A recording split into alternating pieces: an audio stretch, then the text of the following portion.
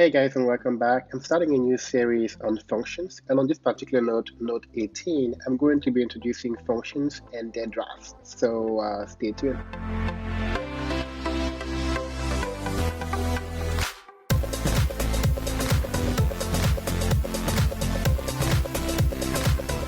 Hey guys, and welcome back. Franck here. If you have not subscribed already, go ahead and do so right now. Otherwise, let's just jump right into it.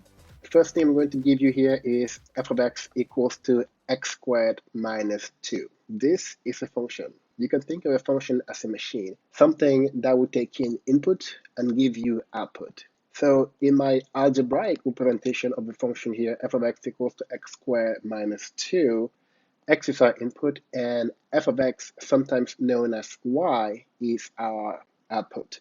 And the most important thing you should know about function is that for any input x, you can have at most one output y, which means you could either have no output at all for any x, or you can have one maximum.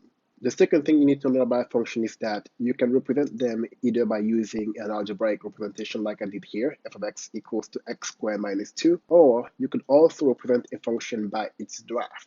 And on this particular note, I want to show you how to draft a particular function. What we're going to do is select a bunch of x input and compute their output. And this way we're going to have a bunch of points that we can plug into our plane and connect them in order to make a graph for this particular function. So to start with, let's consider these particular options for our input x. We're going to have x equals to -3, -2, -1, 0, 1, 2, and 3. And to compute our y value, all we have to do here is take those particular x and plug them into our function f of x. And what that means is wherever you see x in the expression that represents the function, you would replace it by the input value that you have and then evaluate it in order to get your y value.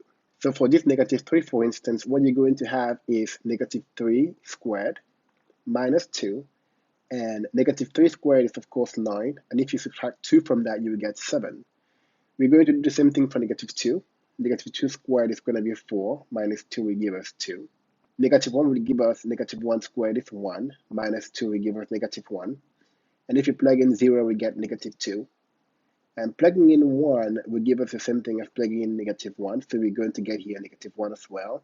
The output for 2, it's going to be 2 squared minus 2, which is 2.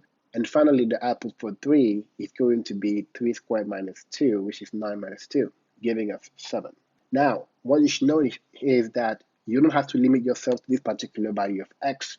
I've chosen them especially around the number 0 so that I can have a full range of numbers in order to plug them in.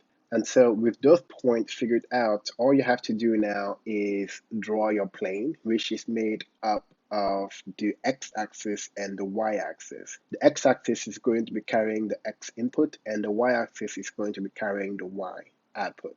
And so once you have your plane all figured out, then it's time to put in your points. You're going to start by putting in the point -3 and 7. So with -3 here on the x-axis, you're going to go up until you reach a height of 7, because the height here is given by the output y, while the position is given by the input x. So you're going to have your point here at -3 and 7. The next point, -2 and 2, is going to be right here. And then -1 and -1, it's going to be at -1 here with the height at -1, so it's going to be below 0. Next point is going to be 1 and -1. Then you're going to have 2 and with a height of 2, then 3 with a height of 7. Once you have all those points plugged into your draft, you can then connect them with a single line and you should be good to go.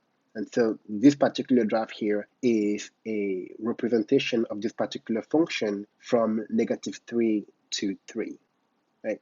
So if you wanted to have this function represented in a different interval, you have to pick points that fits inside that interval so you can have the representation graphically. So now you know that a function, which is a machine that will give you an output for any input you give him, but no more than one output, can be represented by either an algebraic expression like f of x equals to x squared minus 2, or you could also represent it by a draft, which you have here on the right. So how do you know whether an equation or a draft represents a function? Well, let me give you some examples here. So algebraically, what you want is to be able to have something in the form of y equals something about x. So if I give an example like x squared plus y squared equals to 1, and I'm asking you if this is a function or not, what you should do here is solve for the output y by isolating it on one side of our equation. So here we're going to have negative x squared on both sides, which is going to give us y squared equal to 1 minus x squared. And then taking the square root on both sides and considering the positive and negative side of our equation, we're going to have y equals to plus or minus the square root of 1 minus x squared.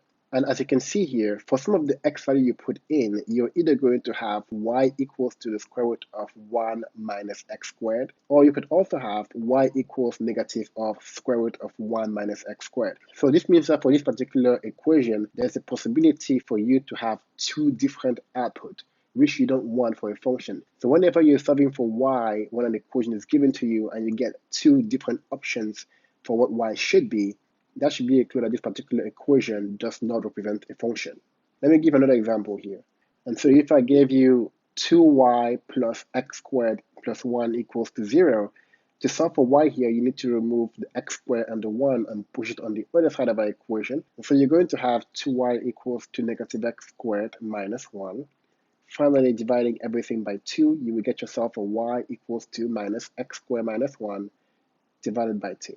And so since for this equation, for any x that you put in here, you're going to get a single value for y. There's no plus or minus sign next to our answer here, so we are good. And so this particular equation does represent a function.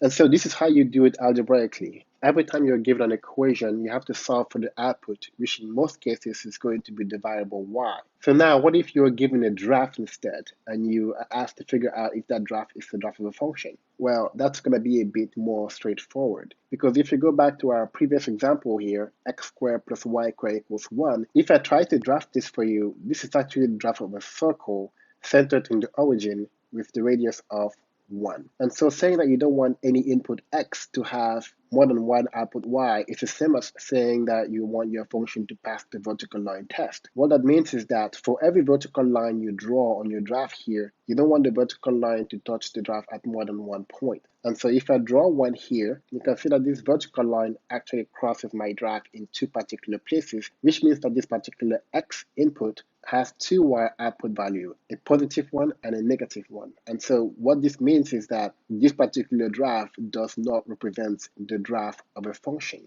And for the example that we have here below, if I try to graph it, it's going to be looking like an upside down parabola below the x-axis. If you start drawing vertical lines here, you can see that any vertical line you're drawing would intersect our graph in exactly one point. And as you know, to be a function, any input x needs to have either 0 or 1 output y. So for this particular graph, you can see that your answer is yes, this graph represents a function. Let me give you two more examples here. If I have a graph like this one, you can see for this particular graph, if you draw a vertical line right here, you would intersect the graph in 3 different places. And so you can see that this particular graph does not represent the graph of a function. And let me give you one final example. If I were to rotate this particular graph, I would get something that looks more like this. As you can see, for this new graph that we've gotten, any vertical line that is drawn on the plane would only intersect with this graph at exactly one point. And so this graph does represent a function. Okay, so in my next video, I'm going to be covering graph terminologies. We're going to be talking about domain and range, as well as minimum, maximum, and so much more. Alright guys, that is it for now. The link for this note is always going to be in the description below. If you like this video, don't forget to share, like, and subscribe. Also, follow me on my other social platforms on Facebook, Instagram, Snapchat, and Twitter at Franck's Note, and I will see you in the next video.